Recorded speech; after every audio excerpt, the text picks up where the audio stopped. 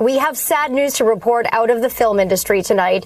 Actress Hayden Panettiere has died at the age of 36, her father confirming her passing just a short time ago. Panettiere was known for her roles in the hit shows Heroes and Nashville. Hayden Panettiere passed away on August 16, 2026, 5 days short of her 37th birthday. Within hours, tribute posts, breaking news alerts, and grainy paparazzi photos from years past were circulating everywhere at once. And somewhere underneath all of it was a much quieter story. One about money, about a little girl growing up across an ocean, and about a family that had already buried one child too soon. This is the story of what she leaves behind and how she got there. The call came into Greenville, South Carolina police just before 2 in the afternoon on a Sunday. An unresponsive woman at a private residence. Officers and paramedics arrived, found Panettiere in cardiac arrest, and began advanced life support. It didn't work. She was pronounced dead at the scene a short time later. Her representative confirmed the death to major outlets that same evening, and her father, Skip Panettiere, released a short statement that would end up quoted almost everywhere. He called her an incredible light and a force of nature, someone who brought immeasurable love and joy to everyone who knew her, both the people close to her and the millions who had watched her on screen for 3 decades. He asked, simply, for privacy while the family tried to process what he described as an unimaginable loss. The Greenville County Coroner's Office performed an autopsy the following day and reported no signs of trauma. That ruled out one obvious possibility, but it didn't answer the bigger question. Officials said the official cause and manner of death would remain pending further investigation and additional toxicology work. In the meantime, dispatch communications from the scene reportedly referenced a possible overdose, and that detail spread fast. But it's worth being precise here. An emergency call description is not a confirmed cause of death, and as of this writing, no overdose has been officially confirmed by the coroner. Police in Greenville said their preliminary investigation had not turned up any signs of foul play. What makes the timing especially hard to sit with is the contrast with where she seemed to be just months earlier. Through the spring of 2026, Panettiere had been doing a genuine press tour, podcasts, daytime television, long-form interviews, to promote a memoir she'd just published. People who watched those interviews came away describing someone who sounded more grounded and self-possessed than she had in years. Someone who seemed to have finally found solid footing after 2 decades in the public eye. That she died so suddenly, so soon after that stretch of visible stability, is a large part of why this particular loss has rattled people who don't normally follow celebrity news that closely.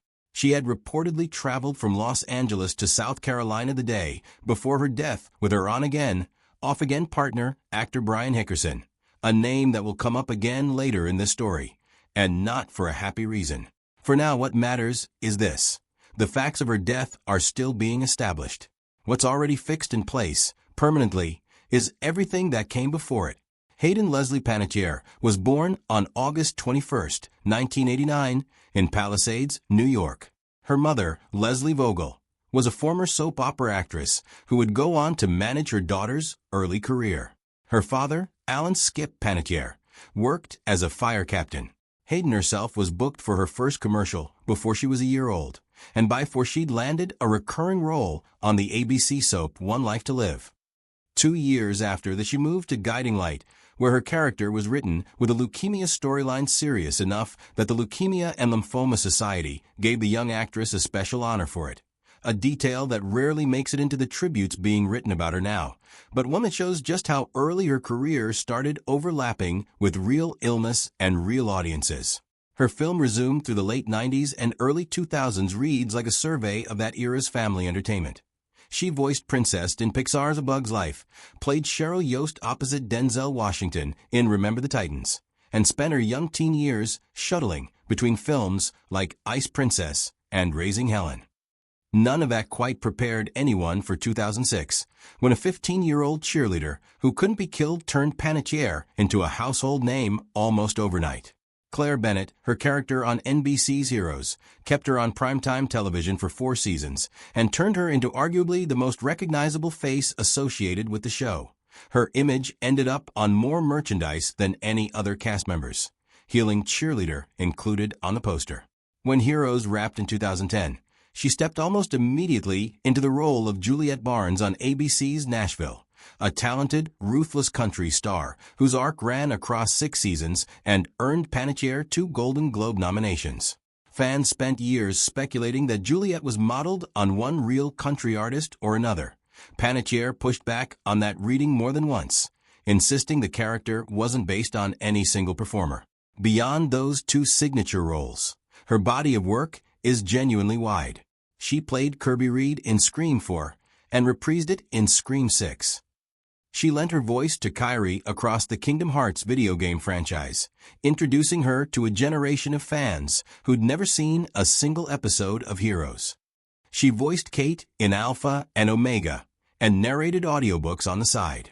Her final credited role came earlier this year in the direct-to-video thriller Sleepwalker, a quiet ending point for a career that ran from daytime soaps to network prestige drama to horror franchises to animated features, touching almost every format the industry offers.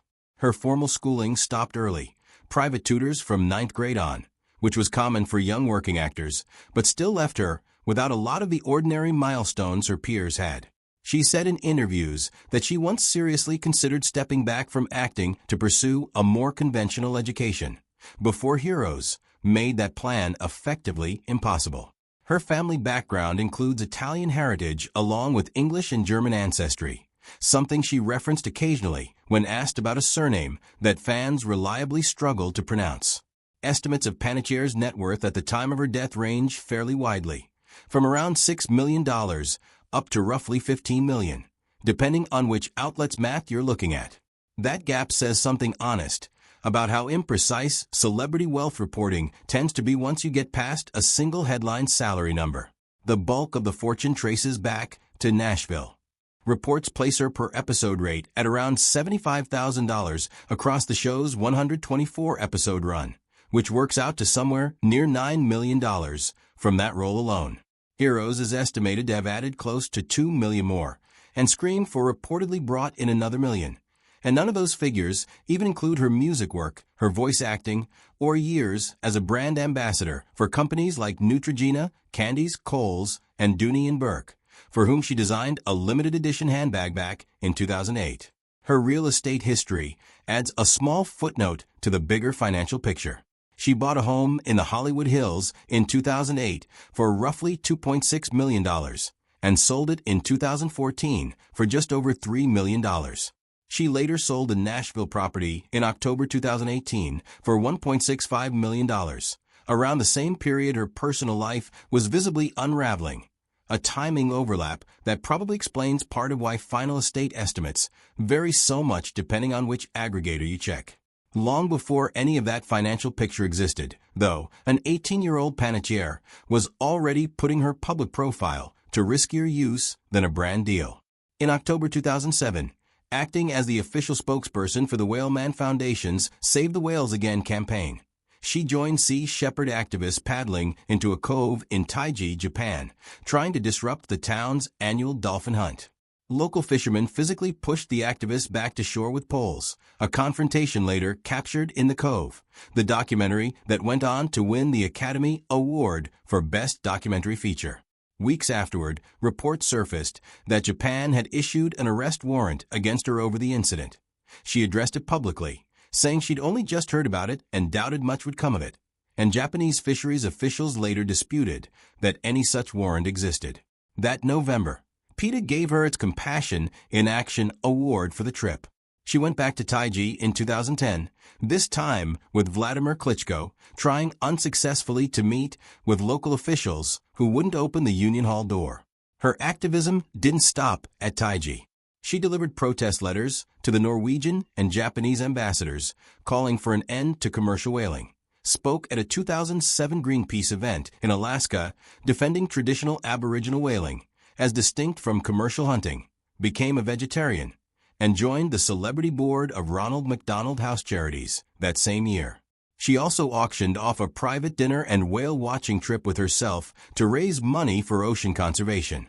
She reportedly carried a small tattoo meant to read, "Live without regrets" in Italian, famously misspelled, a detail longtime fans have brought up again and again in the last few days as a strangely fitting footnote to a life that rarely slowed down.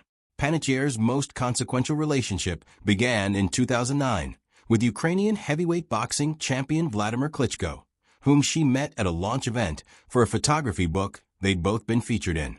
The two broke up and got back together more than once before getting engaged in October 2013.